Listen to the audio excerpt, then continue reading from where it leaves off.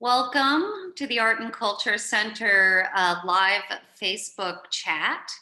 I'm the curator of exhibitions at the Art and Culture Center. My name is Meaghan Kent, and I'm so thrilled to be here with Coralie Claeysen-Gleyzon. She's the associate curator at the Orlando Museum of Art, and with artist Paul Shortt, who is based out of Gainesville, and Noelle Mason, who is in Tampa. We're so thrilled to have you all here, and we're gonna have the comment section if you wanna put any comments or questions.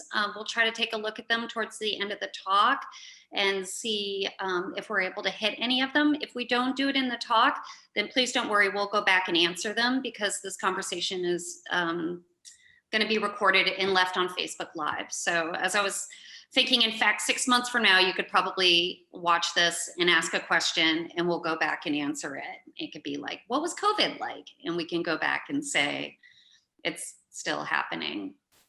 So thank you, everybody, for being here.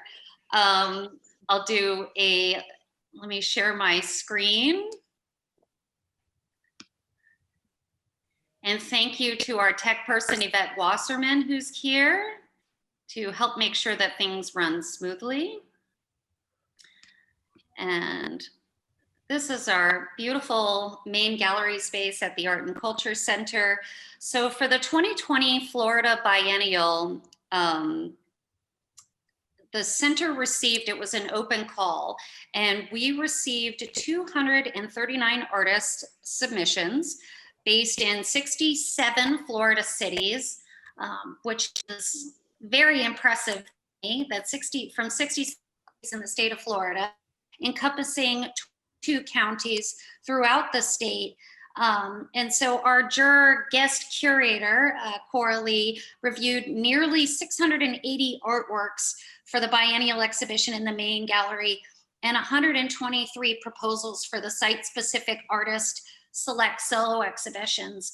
The way that we wanted to approach this exhibition was to give an opportunity. If you're familiar with the art and culture space, there's this big main gallery that was formerly a funeral home. So it's this big open space where they used to have the services. And then there's 2 pocket spaces, the middle gallery and the interactive gallery. And so, you know, we thought it would be a wonderful opportunity to present the middle gallery and the interactive gallery as a way for artists to create specific installations, which is very, very exciting. And as we get to Noelle and Paul, we'll talk about what their approach was and how they came about it, and then the execution and all of it, and how these things were picked and selected for this exhibition. So I would love to start with Coralie.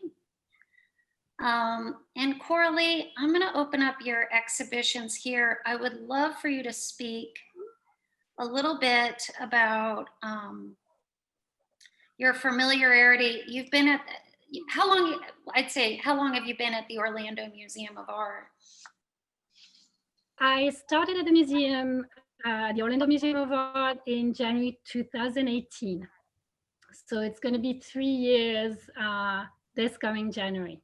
Okay, I will read a very brief bio. Born in France, Coralie Claeysen-Gleyzon was raised in the heart of the Sahara Desert in Niger, Africa, which has had a deep influence on your understanding of art, culture, color, and light. You've worked in several museums and art galleries from the UK and Manchester, and 3 years in the Middle East as a gallery director in Qatar, and as an independent art consultant in Lebanon. In Orlando, you worked as the associate curator for SNAP Orlando from 2011 to 2013, and a gallery director in Jai Gallery from 2013 to 2017.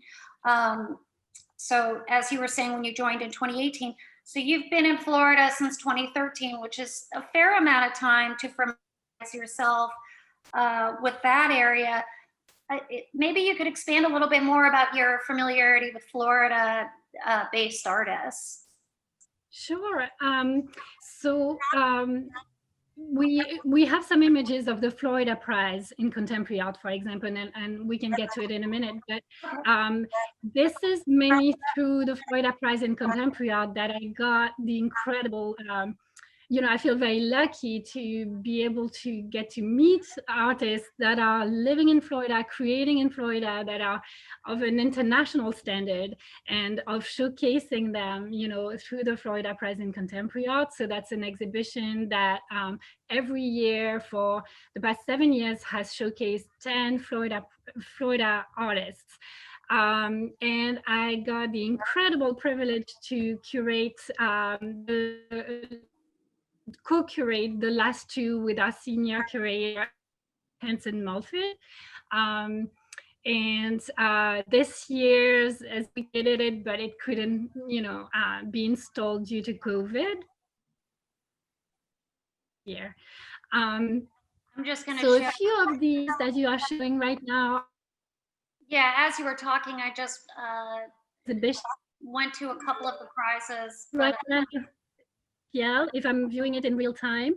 This is Edison Peña-Fiel's installation last year. So it was the Florida Prize in Contemporary Art 2019. He was the recipient of the prize that year. Absolutely. I could go on a tangent about how fantastic this is. It was an incredible piece. Yeah. As you're preparing for the Florida Prize, maybe you could speak a little bit how that process works. Sure, it's very different than the Biennial, and I'd love to compare the two, because for the Florida Prize in Contemporary Art, what we typically do is do a lot of research ahead of time on artists that are based in Florida. Then we call them, we research their websites, and we call them, we have phone interviews, and then eventually we do studio visits to get to know them.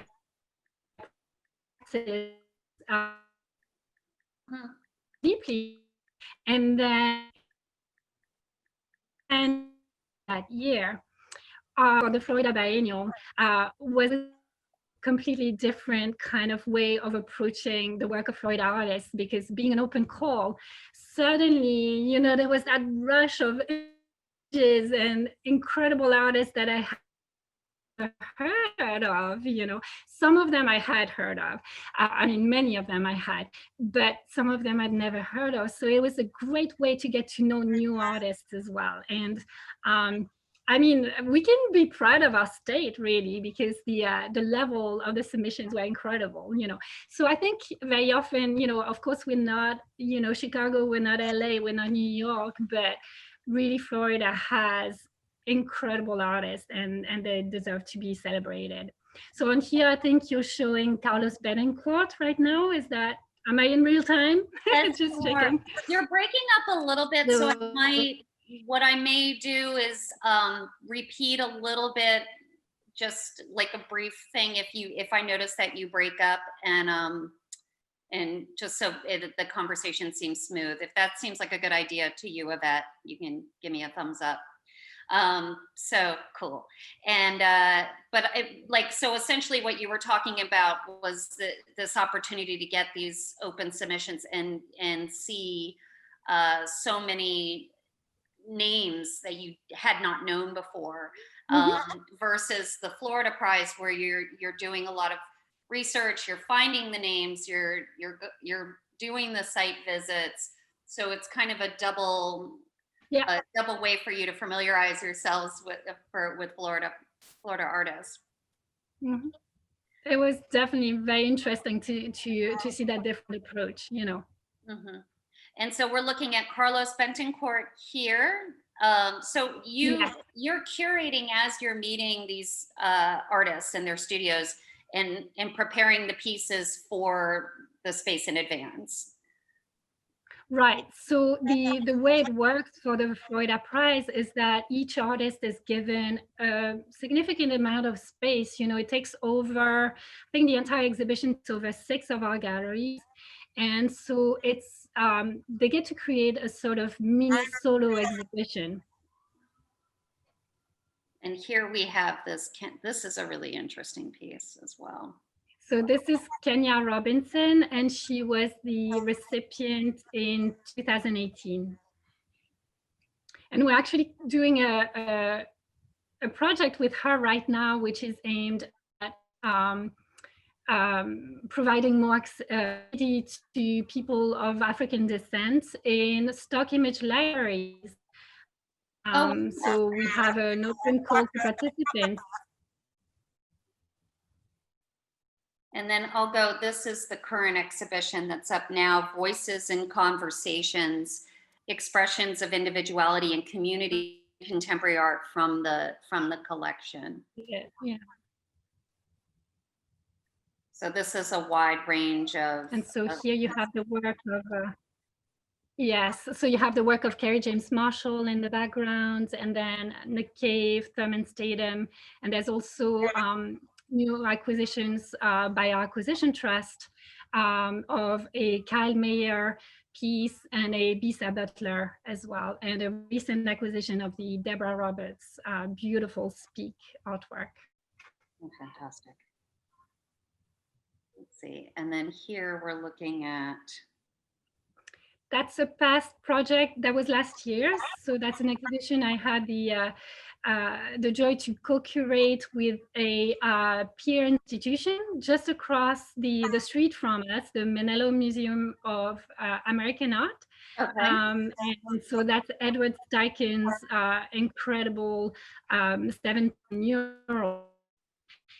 And they had been hidden from, were stored in a vault for 100 years. So, oh my goodness. Definitely, a delight to put these up and to work with them. That was an exhibition that was supported by Art Bridges, and they're doing incredible work at, supporting institutions around the country. So we're very grateful. Love, for you to speak a little bit more about Orlando in particular, because I'm not too terribly familiar with the art scene there. Are there are a few galleries that are there. Maybe you could talk a little bit about what the art life, what the art culture is like there. Sure, there are a few galleries. It's difficult sometimes for galleries to make it, but there's a great, entrepreneurial spirit, which is great. So you get some underground galleries opening as well. There's community galleries, there's photo galleries, there's just, a little bit of everything. But we could do with more. I always say, it's great to have one great gallery or two great galleries, but we need 15, we need, 20. I think, my experience from living, and Paul and Noelle, I'm sure, can contribute to this, of being in different places, the importance of how a community can build its own, city in so many ways, where it, if people are able to connect, it just creates like more attraction and a greater desire for people to learn from each other and to grow artistically. So, I don't know if Paul or Noelle, you want to say something about that now, or we can tag it and speak about it a little bit later, because both of you, with Paul in Gainesville and Noelle in Tampa, you're both actually linked in with universities, which also aids this, young people aspiring to be artists. I don't know if either of you wanted to comment on that in terms of community in your city. I'll just say Paul. I was going to say Noelle, she runs the space with her partner, right? Parallelogram Gallery. Yeah. Sure. Yeah, we found, there was quite a migration of people from Chicago to Tampa who became professors all at USF at different times. And one of the things that characterized the Chicago art scene, and still to this day is incredibly vibrant, is the volume of artist-run spaces, and how important the artist-run scene is in Chicago to the intellectual sort of development of artists and curators and galleries, etc. And so several of us have started our own spaces here in Tampa to kind of try to encourage that DIY spirit of exhibiting and creating spaces for artists to exhibit, that they can do things that they might not be able to do in other institutions, things that maybe you know, an HR team would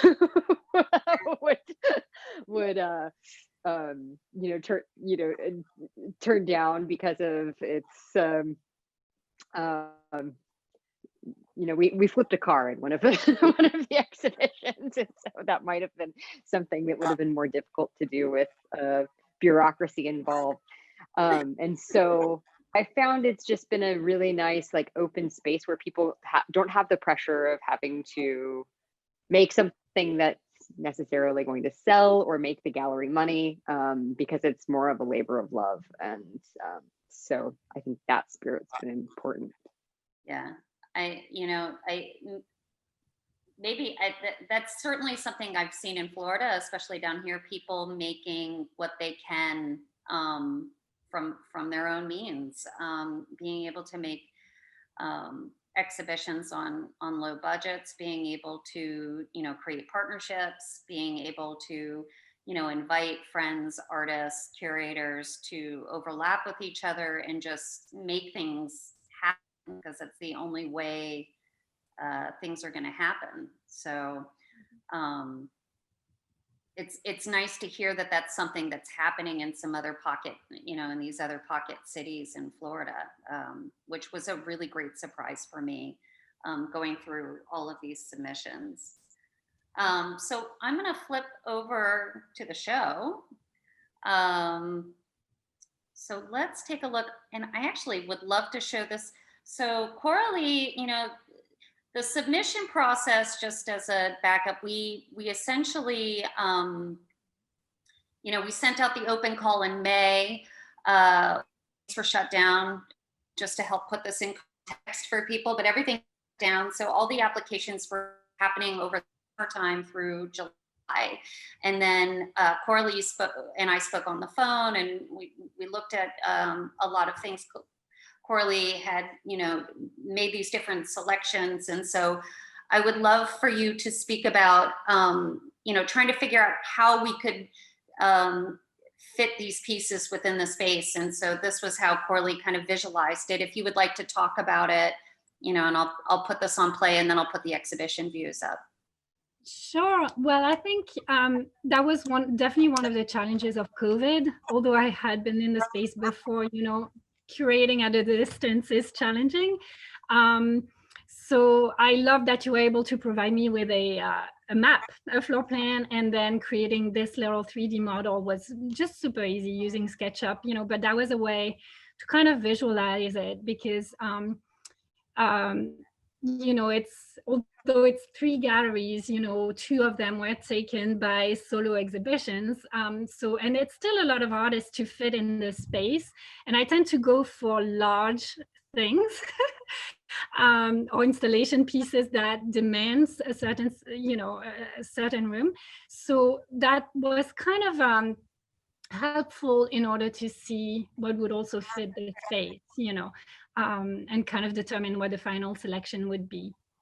I loved that you picked so many large pieces in this space. It was, especially since the two shows before were relatively small pieces.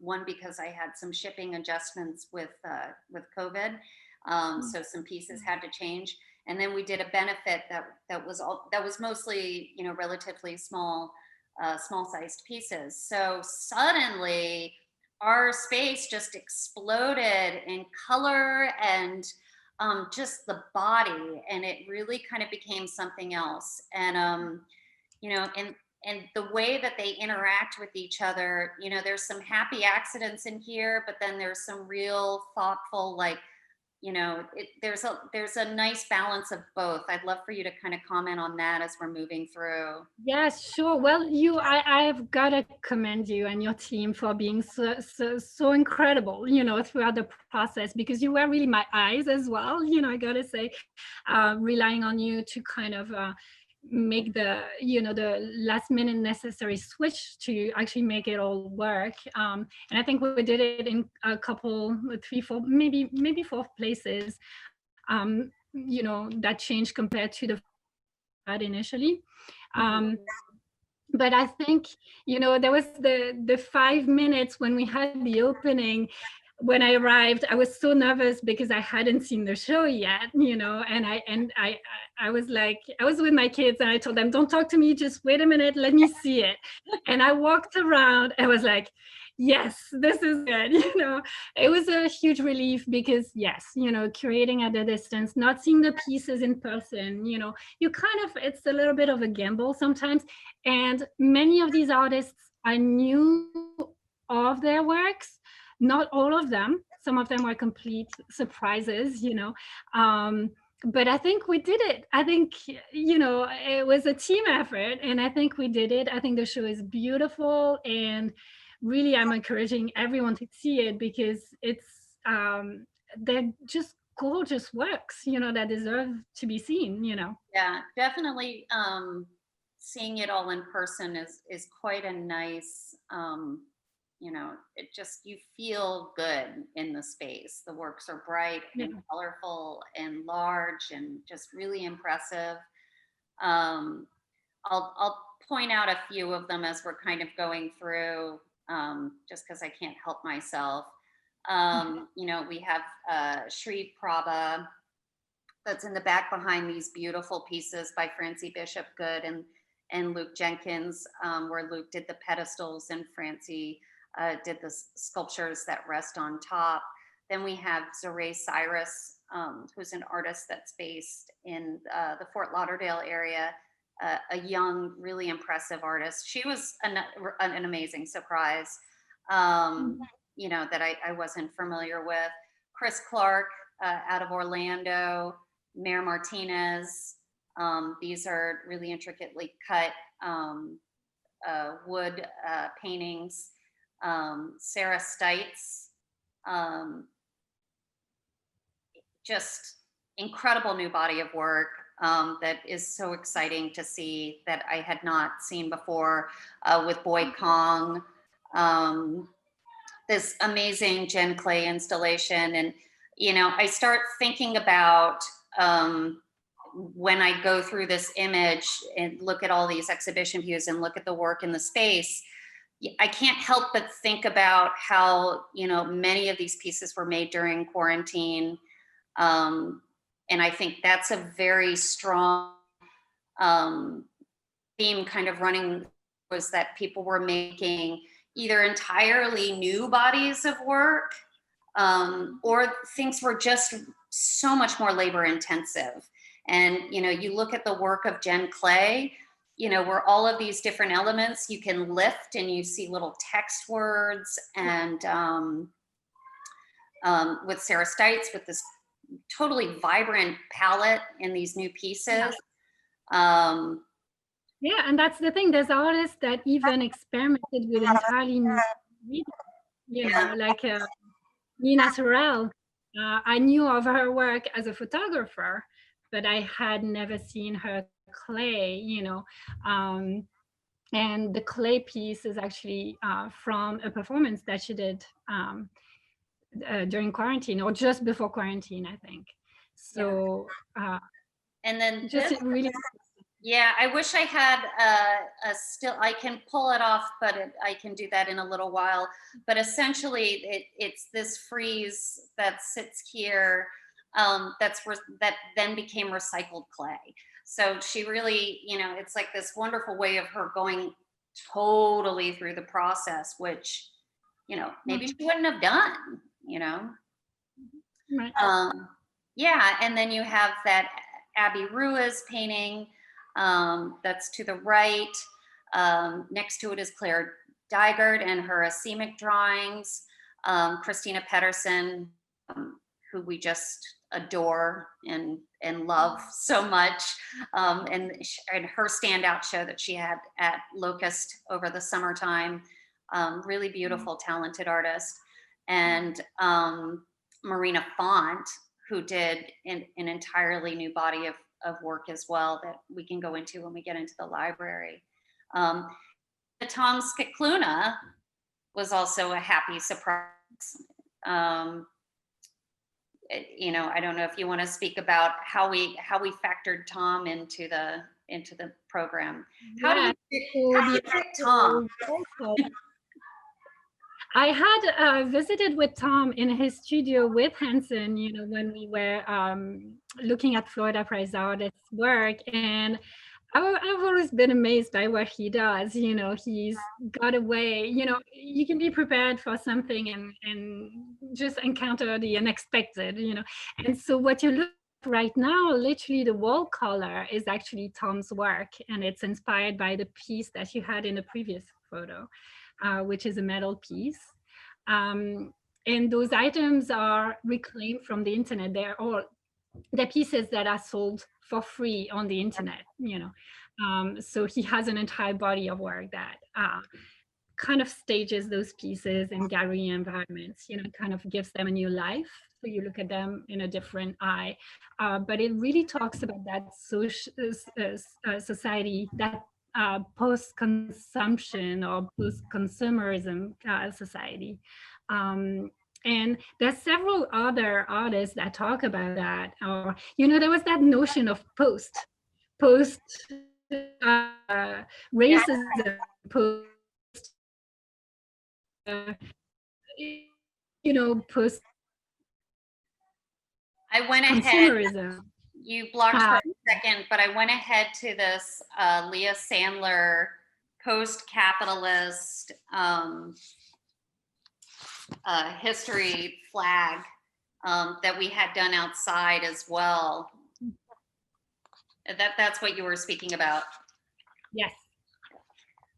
So there, you know, you wrote, and I encourage everyone to read the text that you wrote, because it was a beautiful text that really kind of well grounded everything together, naming the show "Now is the Time is Now," where, you know, there is, you know, I feel like I'm doing a beautiful segue into Paul's work right now, but before I overstep myself, but this idea of the urgency of the moment that we're in right now, you know, and with this, with the work of Leah Sandler and the video.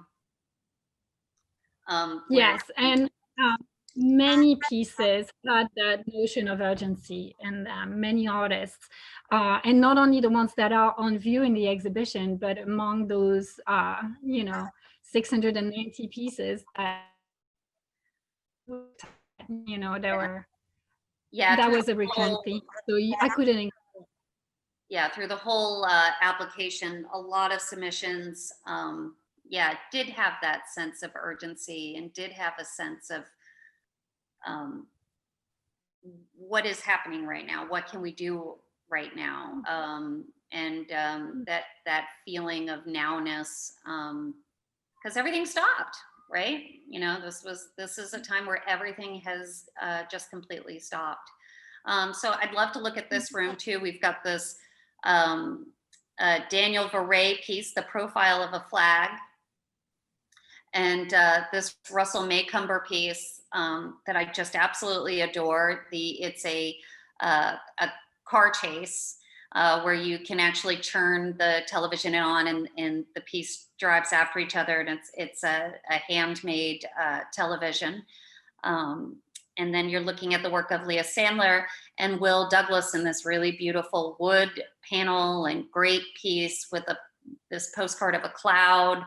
You know, this little room I just absolutely adored, because it's such a small room, but then had so many really important and really different kinds of suggestions that we were talking about. Okay, so in my very smooth segue, talking about urgency, let me make sure I go through this whole, the library. I don't want to forget the library. So here you can see that Marina font piece that's in the library. The library, for people that are not familiar with the Art and Culture Center, you know, the house is from 1924.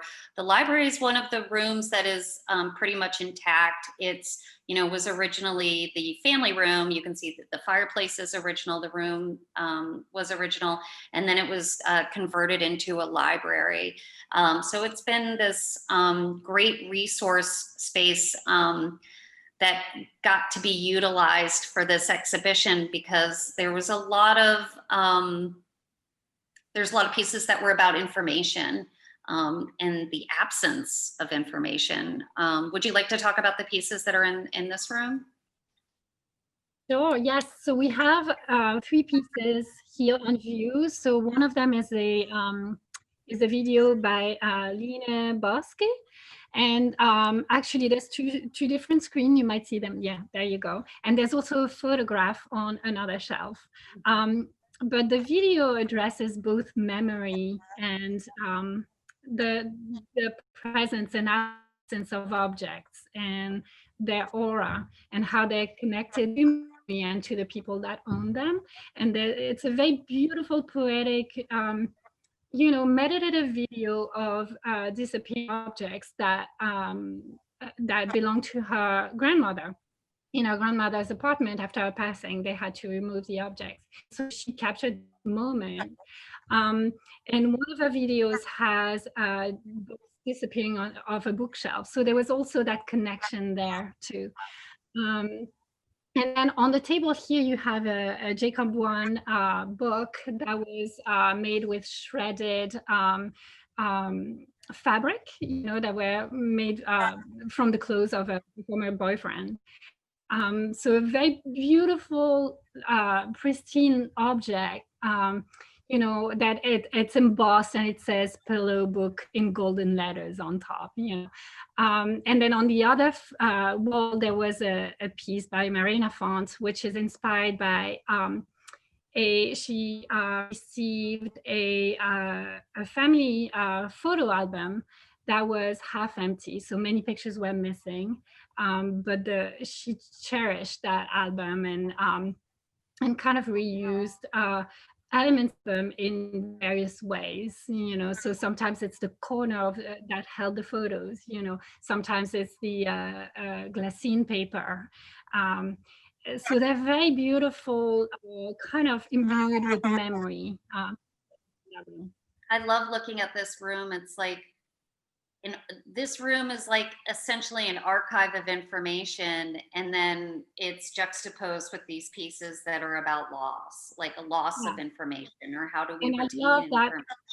Quiet, you know, that quiet moment. Having them in the library was very meaningful for that. It's kind of that intimate space where you can just go and reflect and just be, you know, kind of alone with the work, you know. Yeah. So that was very. I don't know how Jacob, I haven't asked him this yet. I don't know how he feels about me handling the underpants piece. Like, I just can't it. I love touching that piece. It's like just memories, you know, and the texture of, you know, like this piece that was formerly the underpants of his former lover. Yeah. I mean, it's just this wonderful, I don't know, memory. Like, smell your old boyfriend's sweater or something, right? Yes, and so he has a beautiful piece that's like a gigantic book made of bed sheets. And I'm in love with that piece, but there was no way it fit in the space. So, you know, that's one of the, you know, the compromises we need to make is, you know, but the book was kind of telling that story too. So, you know, it was a nice, beautiful kind of to have, I thought. I think it's a beautiful example of some of the smaller pieces like Jose Luis Garcia, very small, subtle pieces that are in that space that super powerful. Really powerful, beautiful messages with it. So Beautiful. I just absolutely love living in this show. And so as we're going through, I'd love to talk with Paul. You know, as we were, looking at these site-specific proposals, yeah, maybe Coralie, you can speak a little bit as you like specifically about these solar proposals you were looking at, what you were looking at. Sure. Well, I just couldn't keep these two out of my mind. That's how it happened. A lot of the selections, they happen because, they move me, but not like, I don't mean they necessarily, I want to cry, but they move me in different ways that I can't stop thinking about them. And literally, I have the card here, the beautiful card you designed. And all of them, I'm so attached to all of them because they're so powerful. They're powerful in their message, they're powerful in their look, so we just had to have them. And when kind of thinking about those spaces, I thought it was just perfect for these two. So I think it just made sense. It just fell into place. If people have not seen this show yet, we can maybe go back a little, like we'll just let Noelle have, it's like a little bit of a secret. But Paul, I love the thoughtfulness in the way it looked at this space. Like you looked at this, at the floor plan, chose this space. Perhaps you can, speak a little bit about, what your approach was in working on this gallery. So I've never really done an installation like this where I've applied things to the wall. And so I think when I proposed it, I think I set a grid and I did some mock-ups and submitted that. And I realized doing a grid was crazy. And with the space, it was going to just kill me to do. And I was like, well, what could I do that was different? And I kind of liked the idea of kind of like the signs that you can't really see from here, but the purple signs, they say never returning. And there's a clock dial, but there's no time, there's no dials in it, basically. There's a clock without dials. And it's kind of my take on the returning soon sign that you'll see in a lot of stores. And I kind of thought about these as never returning is pretty open-ended. It could be defiant or it could be depressing, depending on how you view it. But I also, in the presentation of the site specificness of the space, I like that we're all kind of climbing the wall, like we're all trying to climb out of this COVID-ness, like we're just trying to climb out of the crap in some ways. And so, being able to use the space like this was kind of great. I show in a lot of like artist-run spaces and like nonprofit spaces. So there's something nice about having like a bright white wall to do something on sometimes. I do a lot of stuff that's not in galleries. So it was nice to have that opportunity to do something on a wall. And with this work, which was still pretty new, I was trying to, so all the works are 22 by 30-inch pieces of paper with vinyl on them. So it was, I wanted you to be able to see it up close. Also, framing is expensive, so having them floating off the wall kind of gave it this other presence. They were all kind of connected together.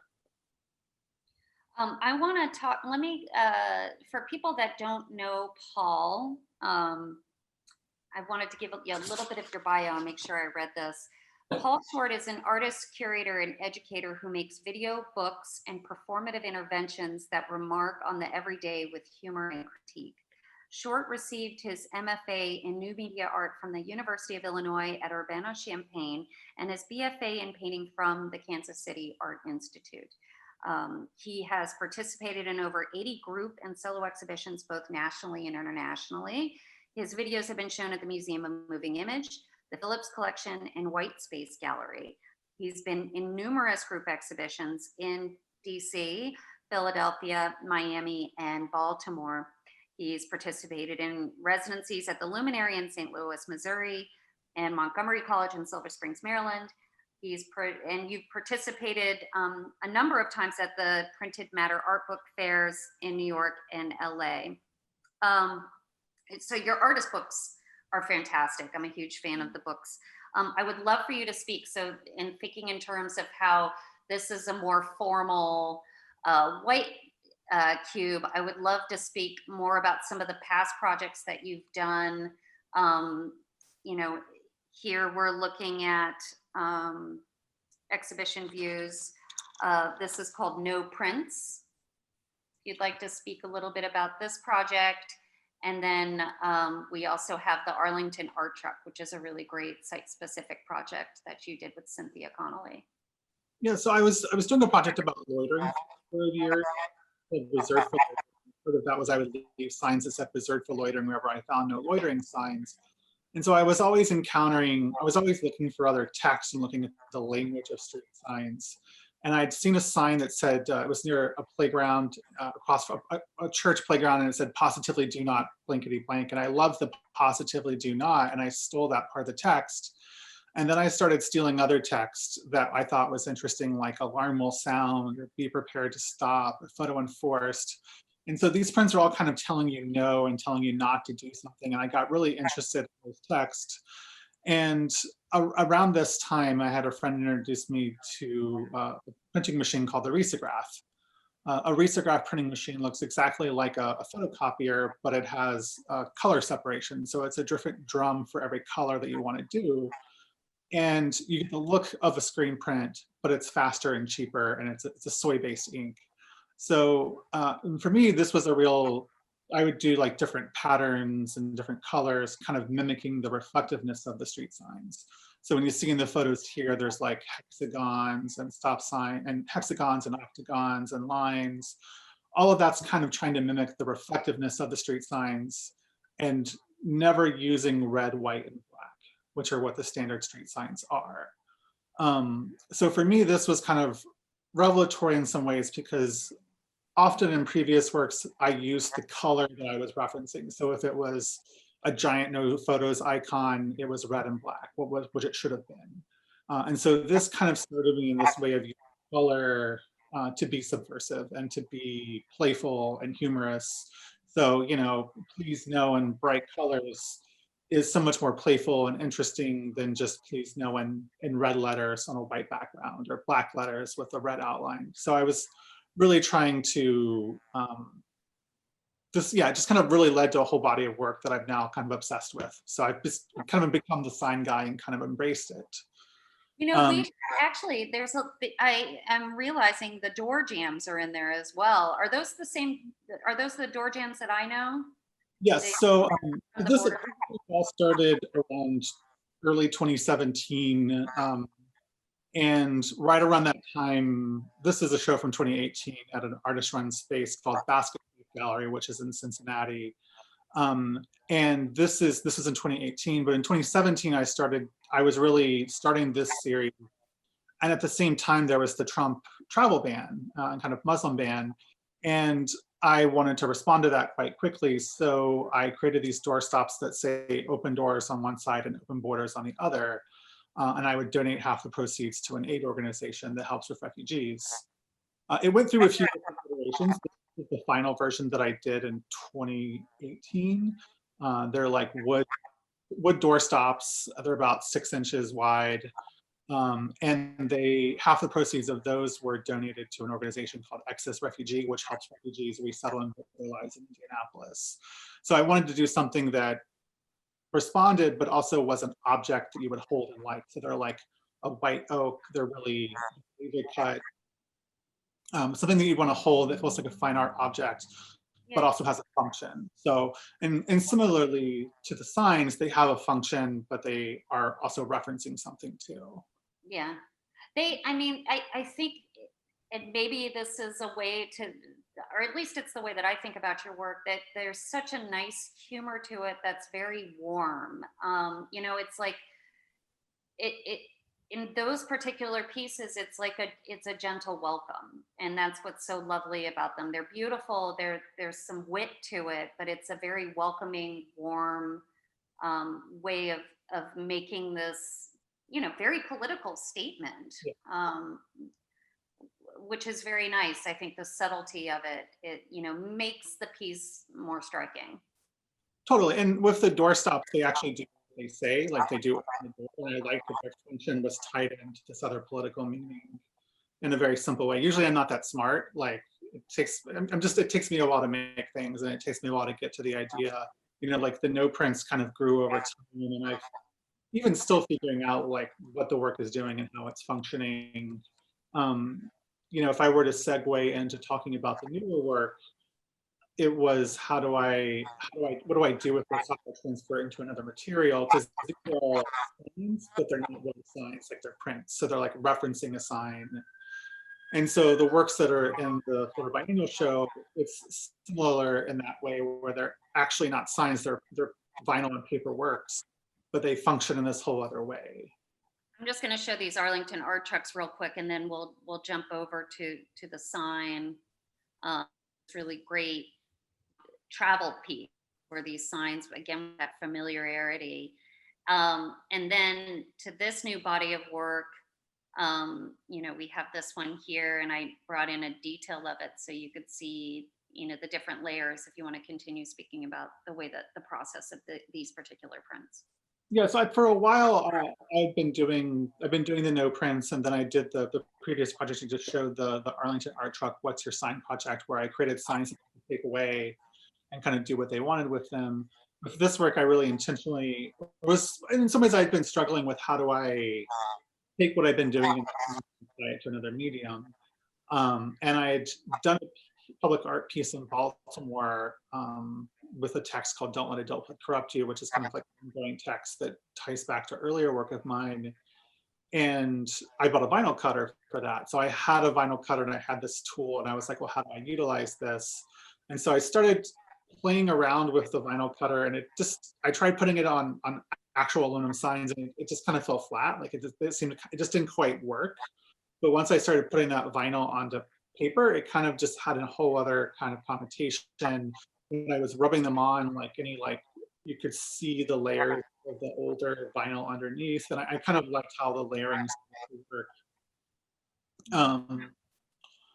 The text for those also felt like, so I started off this year walking in the park every day. And once COVID started, I was in the park, and it was the one thing kind of keeping me sane. And I kept seeing, eventually the park closed, and I would walk on the outside of the park, and I would see more signs. I would see more signs that were about time, and signs that were about emergencies. And I just really liked some of those texts. And so I started looking for more, kind of gathering texts that I'd seen that were either about emergencies or about time. Because for me, during the pandemic, the one thing that the time just functioned differently. Like we just had a different sense of time. I guess it's not like I'm saying it in the past tense. Maybe it's because where I'm in Florida, it felt like people just kind of given up. Maybe it's kind of the things, I walked outside of my studio and 200 kids going into bars, and I was like, they just don't even care. It still feels very, if you look at the news today, it's still very much a thing. I just feel like people have started to ignore it. I guess I want to get more on topic here.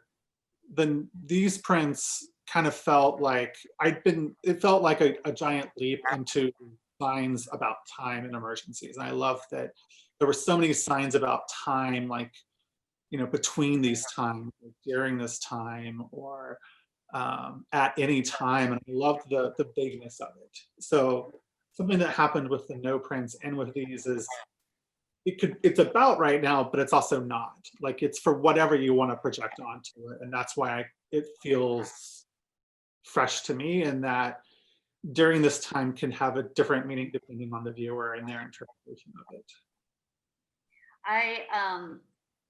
As people have been walking through, there is just such a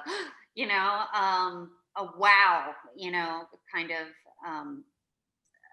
experience, because you're kind of traveling through it, which is because there's this hallway feel to it, because you're moving from one space to another. So as you're traveling through this space, there's the removal of time, and then everything's about time. And so suddenly you kind of, my children use the word portal a lot, so I keep thinking like about how we slip into this portal and we're funneling through the Paul Shortt portal, where time, and it's something we're all thinking about, especially during this quarantine where, there was always, is today Monday? Because it feels like Monday. It's Thursday. Okay, then, have a great weekend, because I don't know, if tomorrow's Friday, and so you really captured that the confusion of the timelessness of the state that we're in. Coralie, I don't know if you have any questions or comments that you would like to make. I just wanted to say there's also a part where Paul gets, to participate in his work. A lot of the prints that you do, you ask people to put them in town, right? And I love that element as well. Participate in making space and time your own. You're talking about the way, just to repeat what you were saying, the way of exchanging, the way that he does his books and the handouts, just that free prints exchange. that people can take and keep. Yeah. It's really just very smart and thoughtful, and that's something that I really do appreciate. So yeah, thank you, both of you, for bringing this. I do want to say one more aspect of the way the patterns and things happen, and where there's different patterns hitting at different points. That's also about time. The way the light hits a sign is how it reflects, and it shows a different time of day and different aspects. With this installation, I wanted it to be very bright, especially because when I was looking at what Noelle was doing in the other room and transitioning into that there was kind of like a dark kind of drama happening, and I thought that it would be really interesting to go to the really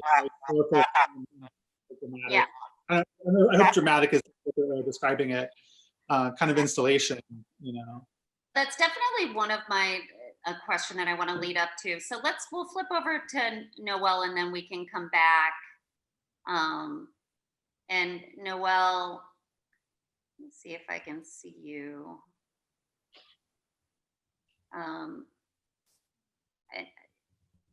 gonna flip. Do I need to talk? Yeah, there you are. I have. Let's see where I am here. I would love for you to speak. Let me actually read your bio real quick so people can familiarize themselves with your work a little bit here. Noelle Mason is a multidisciplinary artist whose work is about the subtle seductiveness of power, facilitated by systems of visual and institutional control. Mason has shown nationally and internationally in a variety of non-traditional spaces, galleries, and institutions, including the National Museum of Mexican Art, Orlando Museum of Art, and the Whitney Museum of American Art. She is the recipient of the Joan Mitchell Foundation Artist Grant, the Jerome Foundation Fellowship, the Santa Foundation Individual Artist Grant, and the Florida Prize for Contemporary Art, and the Southern Prize. In 2004, Mason was a resident at the Skowhegan School of Painting and Sculpture. And as it mentions here, you're an associate professor of art at the University of South Florida and the founding director and curator of Parallelogram in Tampa, Florida. So I would love for you to speak, before we get to this piece, what inspired or sparked you to do this particular project? And I can talk about, show some images of some of your past pieces. Sure. Yeah, the project that was developed for Arts and Culture Center in Hollywood essentially was influenced by the unrest and protests that happened after the murder of George Floyd. I had been doing work based on police violence against Black men specifically since around 2005. I would say. And so it's something that has been an ongoing kind of project. I'm gonna go to. And so after, yeah, sure. So it started with this series of embroideries that you see here, which are, and oftentimes I'll start a project with an embroidery project as a way of sort of thinking through the imagery that's associated with it. And so this was the imagery that came from the Rodney King beating, the George Holiday video footage from the Rodney King beating. These were made, these were started in 2008, I would say. And there's 8 of them currently in the series. And they're actually, the images is actually reversed from the video, the natural output of the video. So you'll notice the 1981 is reversed, sort of as a nod to either like reversing the video or looking out from the other side of the television, right? Like looking through it from the inside out. And so kind of thinking about this constant replaying of this imagery and how that kind of shaped or changed our relationship to, especially I would say like white America's relationship to the knowledge and recognition of police violence and the in African American communities in the United States. And so this started a body of work that was kind of based on that imagery, but without wanting to approach the imagery directly. You know, this is as direct as it gets, and it kind of focuses on blurs in those blurs in the tape, kind of thinking about like how the video camera itself was like adjusting its ability to like see what was going on, right? Almost thinking about it as like a actor in the scene, like constructing the scene in a way, and was one of the first uses of surveillance video to really interrogate the police, right? And so, you know, I see this, what happened with George Floyd is a sort of a continuation of something that's been happening for hundreds of years in this country, but of which the video camera has become an actor within gaining sort of justice or, you know, being a witness, right? And so all of these works are in a way of taking that image, which we typically see on the screen, and making it sculptural and multisensory, either tactile through the use of embroidery, and also like slowing it down. Like the embroideries are really about slowing down the image and like digesting it. And then there's a series of sort of installation pieces that I've done with cast porcelain nightsticks that have bone ash inside of them. And they're basically used to strike the wall and create a drawing. So an installation is made through, or drawing is made on the wall and floor with these broken nightsticks, and then police mag lights are used to light the space. So it becomes this kind of night experience of in an aftermath of something which has occurred and which you are coming later in the sort of like silent contemplative moments afterwards. And so the installation for Hollywood was really a continuation of this type of work, which approached the imagery from all of the protests that were going on, much of which was happening and you know, focused on this kind of like destruction of property. And I wanted to create a space that was more of a metaphor about the actual violence on people, right? Like people often talked about, they use the word violence to refer to like the burning down of buildings or the the smashing of windows, and really that's vandalism. Violence is what's done against the bodies of people, and the violence that was happening was from the police onto the protesters, generally speaking. And so this idea was kind of to be a metaphor of, to create a space that sort of looked like the night sky, or kind of had a unsettled, upending feeling in a way, having the lights come from below, but also a metaphor for these bodies that were broken but still persisting, that were kind of strewn about the space. So using these sort of mirrored chandeliers and breaking them, and replacing their bulbs. Yeah. Just breathtaking. So I guess that's. Yeah, I'm gonna show a little bit of video that was able to take some images with the sound element. So I'd love, let's take a couple of minutes. It's not for very long, so people can hear the sound that has been meshed together. I'm just gonna play it so people can try to. Let America be America. Let it be the dream it used to be.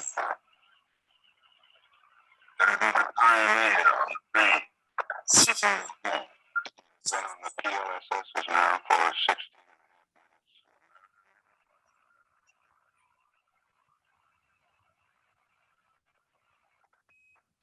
Columbia, this is Houston. We show you new high-gain antenna scan limits. You lose lock on us, we request Omni Delta. Omni Delta when you lose lock, over Delta.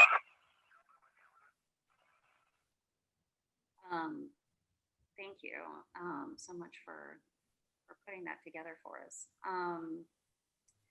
So it's really quite remarkable, the way that you melded these different sounds together. I'd love for you to speak about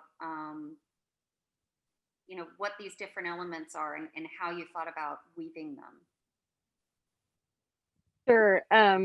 So it was a little hard to hear, and it's distorted already, and so it's like even more distorted over the internet. But when you're in person, the sounds that are collaged together, essentially the first 13 minutes of the Apollo 11 moon landing, and it is the period of time from when they started the recording, the audio recording, to the moment before Neil Armstrong steps off of the Columbia. And so it is this kind of this idea of the moment leading up to something, but then like never getting to the resolution of it, or never like kind of achieving the it's just this like continual anticipation in a way. And so that is interwoven with the poem by Langston Hughes called "Let America Be America Again," but it was read for recording years ago by James Earl Jones. And so I took that recording, which initially had this sort of kitschy violin over it, and ran it through a bunch of software to take out that violin. And in so doing, it sort of makes James Earl Jones's voice sound very similar to kind of the moon landing footage, and so, or audio. And so those are kind of woven together, so they're somewhat seamless. And the piece ends with a recording of Sun Ra's rendition of Somewhere Over the Rainbow. And so I was really thinking about these kind of pieces of American like art, and this like real something that's like like a truly kind of like American poet, musician, and this kind of this sort of race to the moon or achievement, right? And how they all in some ways speak about an unfinished project, about something which is like been started or been conceived of, but hasn't really been fulfilled. And for those of you who are familiar with Sun Ra, he is kind of tied to Afrofuturism in music, and so you know, he kind of like advocated African Americans escaping to space. It's like that would be the kind of place that they could go to have start a kind of have emancipation, right? I guess. And so and he's a kind of free jazz artist. So the somewhere over the rainbow is recognizable, but strange, right? And so that was kind of what I was going for throughout the entire sound piece, was to be identifiable, but also make you feel a bit off or unsettled or incomplete, I guess, in some ways. There, you know, and then in the front you have the interactive gallery is split in two. You have the installation of the broken chandeliers in one space that you have to go into to view, and then there's also the video of the chandelier falling itself. So I think, you know, just to touch on what you're talking about, there's this moment before everything crashes, that tension of watching this chandelier in the video before, where it spins quite beautifully and glitters, and you're just waiting and watching, and then it crashes, and then you get, you know, the release of that kind of tension. Yeah, and you know, there's this idea, right, that like you know, oftentimes revolution is mythologized or talked about. It's this kind of like exciting, like resistance or revolution is these exciting ideas, right? But and the activity of pushing against something is very there's a kind of erotics of that, or a kind of you know, an excitement of it, and no one really ever talks about what happens the day after, right? When you have to start building things again, right? Or you have to start like bureaucratic work or the political work of like putting things back together. Like it's much easier to say what's wrong with something, and not as easy to like synthesize the ideas into a comprehensive like working system. And so I think in a way I was thinking about like, okay, here's this sort of like anticipation and then the release, but then this like having this moment after where like you have to kind of try to put back together, and like what does that look like, and you know, how you know, how can we do it? Yeah, I don't know. That was kind of the, I guess, duality I was playing with. Right, like then you're yeah, and there's something there, right? I mean, it still is vital, but there's a project that is sort of has to be undertaken that is kind of beyond an easy conceptualization, I guess. I don't know. Well, it's, you know, I think it's interesting. It's a very subtle, very beautiful piece with so many elements to it. I mean, I saw you. So it was like the sound, getting the sound quite right, getting the installation, you know, quite exactly, you know, that you had seen before, you had seen the space before, but just getting all of those elements together that you hadn't done before, because this was something that you had proposed. Right. So, and especially during quarantine, you know, it was just very, very impressive to see all of these elements kind of come together with the sound, and videotaping the chandelier, creating a sound space to have that moment happen, and then bringing everything to the site, and then working within the space.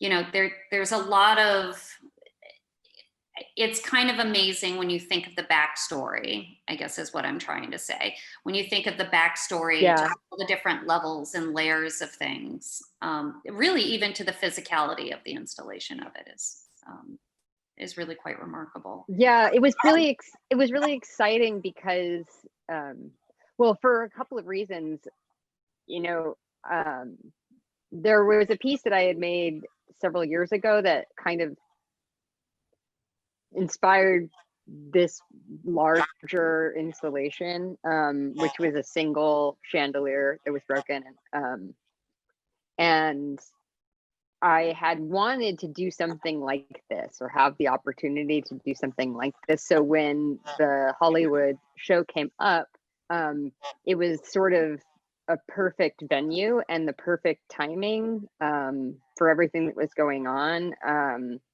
And it would be the first time that I would essentially like be a part of or see art in person for 8 months, which I think is really interesting.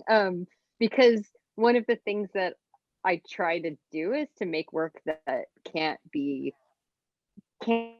really be translated to the screen very well.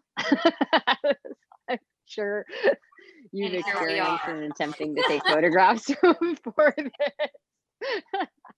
And here we are. Like to Now- make something that you have to experience in person. Yeah, and so I Absolutely. think this was one of my questions, you know, and Coralie touched on it when she was talking about how she looked at your proposals. You know, and now maybe Coralie, you'd like to speak a little bit more about the, you know, the experiential value of seeing these pieces. Absolutely. This is a piece that needs to be experienced. When I walked in the space, you know, I had goosebumps, and I think I gasped. I was like, wow, you know, and I kind of knew what to expect, but I didn't, because as you said, it's so rich, full of layers, and you keep, and I love hearing Noelle talk about it too, because you learn so much and everything is meaningful. But it's a place, it's pretty small, the gallery is pretty small, but it feels infinite, you know. It feels like, I don't know, there's that you know, effect that the black walls have to kind of, you almost I don't know, you mentioned the word portal. That definitely, you don't feel you're in the art center anymore. You're kind of transported somewhere else in that little bubble. And even, you know, the sound is different, you know, that kind of element of walking in snow, you know, that kind of, you're in that bubble, that Yeah. kind of Yeah. you know. So it needs to be experienced, and you know, I encourage people to go see it in person and stay, you know, dwell in the space. I would love for you all to speak a little bit about a little bit more about that, you know, making experiential art, making site specific work, and shock or wow value. You know, I guess I prefer the wow value, because there isn't this, you know, you don't react, you experience. You don't feel pushed away, you feel pulled in. And so I would love just for any and all of you to comment on it, because as Paul was saying, he's, you know, creating this contrast, as you know, thinking about Noelle when he was working on site and installing the pieces, and thinking about the lighting and how that would play a balance with Noelle's very, very different piece. If any of you would like to. Well, what's interesting about Paul's work and mine in relationship to one another is that they're very much about like institutional control, right? And there's this, you know, the kind of, the sign is a very sort of serious object to take on, right? And so, and it's done in a way that like part of the reason it becomes comedic is because like we see those as so authoritative, right? The, you know, the sign, and like Shakespeare used to do this really great thing, which is in like the tragedies, right? There'd be a point of comedy that came before like the tragic part, right? And it was like, you know, we often think of comedy as like the comic relief, but that's not how it was used in Shakespeare. It was used as to like raise you up first before dropping you down. Yeah. And so in some ways there's a kind of like similar functioning. I often think, especially with installation, you're dealing with not only you're dealing with time, with the fourth dimension, in a way that even if you're not dealing with video or performance, you are constructing the way someone is walking through the space, right? And it's very evident in Paul's work, right, that's the piece is experiencing the pathway, right, and the kind of almost like regimented, or it's almost like the beat of a military drum, right? When you walk through this or something, there's this kind of regimentation that he's like putting the comedy up against. Yeah. I don't know. Does that make sense, Paul? I'm talking about your work. Sorry. I talk about my work better than I can sometimes. It's funny because I hadn't really thought. I mean, I had thought about it in the space, because in the space, all of the like never returning were kind of like a spiral around the space, like almost like a little weird tornado kind of around the space. I don't know why tornado is what I'm using, but I'm going to go with it. That it's kind of like you're in there and it kind of you're swirling around. But you were talking about kind of like humor, and kind of I'm a big fan of Mike Kelly, and he would always use humor to kind of like make you feel something. So you would react or you would respond, and it would kind of unintentionally force you to express emotion. Even if and that the expression of emotion is like really important. For me, if I can get you to laugh, you're expressing something unconsciously. You're just like it's happening. And I would think with your work, you're wanting people to experience this other thing in a much more serious way. But I think that humor is a way to open people up. You know what I mean? I love jumping in on that. Sorry, because I just love art that makes it breaks down that first wall, and again, that's what I'm thinking of when talking about it being wow. Like there's this just wow reaction where you're laughing, and that first wall really comes down. People's shoulders, they come down a little bit, and you're more willing to listen or pay attention or think about what the message is. And I love that Noelle brought up this institutional critique, because it's in both of your works. You're walking in and you're just really kind of amazed at what you're seeing, that all of those subtleties kind of come in, as you're walking through it and as you're kind of walking away. Yes? Yeah, I would agree with that. I mean, I'm always trying to subvert authority and give away the authority that I have myself. And so it's not about me, it's about what you're projecting or seeing on the work, with the I don't know where I was going with that. Or Coralie, I don't know if you'd like to say something. If these are things, when you're doing installations and work within what you're looking at or thinking about. Well, with Paul, and we talked about the notion of time and humor. It's all a question of timing too, right? Something that may be humorous at one point, some of those signs that we may read as humorous, there was a point where I didn't find them humorous at all. There's the moment where you want to laugh, and then there's the moment that actually is that other thing that comes back and hits you, and you realize actually what the meaning could be, and you don't know what that meaning. So like I talked a little bit about the meaning of those signs, and the fact that you don't know what it's warning you about. It's a warning, or it's kind of, restriction on your freedom, or, but you don't know what that impending, threat could be. And so that's potentially terribly dark and terribly scary, right? So it's that you're in limbo. And I think that was definitely something that resonated with the times we're living, and the times and so many other works, that were being submitted by various artists, Yeah. I'm gonna wrap things up because I realized we could just keep going for quite some time. And I think it was just so lovely. And we talked about some really, just some really important, wonderful things. And I wanted to really thank you all. I want to thank you, Coralie, for all of your work and putting all of this together. And you just were a delight to work with. Right back at you. Yeah, Thank you so thrilled much. for the, yeah. Your team is fantastic.